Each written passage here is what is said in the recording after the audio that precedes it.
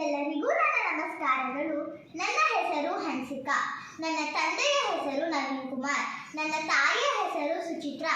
ನಾನು 2ನೇ ತರಗತಿಯಲ್ಲಿ ಓದುತ್ತಿದ್ದೇನೆ. ನಾನು ವಿಜಯಪುರದಲ್ಲಿ ವಾಸಿಸುತ್ತಿದ್ದೇನೆ. ನಾನು ಇಂದು ಶ್ರೀಮದ್ ಭಗವದ್ಗೀತೆಯ ಒಂದು ಶ್ಲೋಕವನ್ನು ಹೇಳುತ್ತಿದ್ದೇನೆ. ಕಾಯೇನ ವಾಚಾ ಮನಸೇಂದ್ರಿಯೇರ್ವಾ ಬುದ್ಧ್ಯಾತ್ಮನಾ ವಾ ಪ್ರಕೃತೆ ಸ್ವಭಾವತ್ ಕರೋಮಿ ಯದ್ಯತ್ ಸಕಲಂ ಪರಸ್ಮೈ ನಾರಾಯಣಾಯೇತಿ ಸಮರ್ಪಯಾಮಿ. ಶ್ರೀಮನ್ನಾರಾಯಣಾಯೇತಿ ಸಮರ್ಪಯಾಮಿ.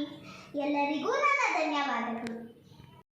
ಕಾಯೇನ ವಾಚಾ ಮನಸೇಂದ್ರಿಯೇರ್ವಾ ಬುದ್ಧ್ಯಾತ್ಮನಾ ವಾ ಪ್ರಕೃತೆ ಸ್ವಭಾವಾತ್ ಕರೋಮಿ ಯದ್ಯತ್ ಸಕಲಂ ಪರಸ್ಮೈ ನಾರಾಯಣೇತಿ ಸಮರ್ಪಯಾಮಿ.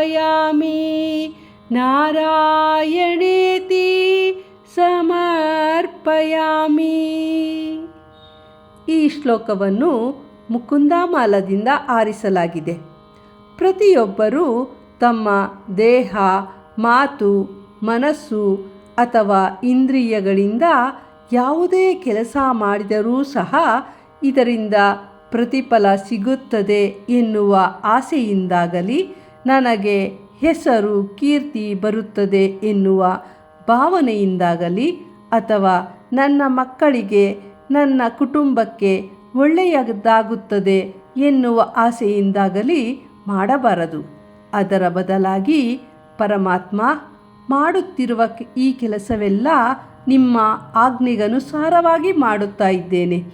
ಇದು ನನ್ನ ಕರ್ತವ್ಯ. ಇದಕ್ಕೆಲ್ಲ ಕಾರಣಕರ್ತ ನೀನು.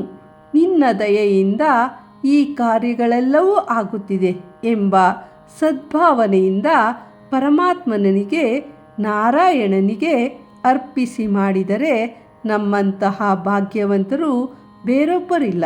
ಧನ್ಯವಾದಗಳು.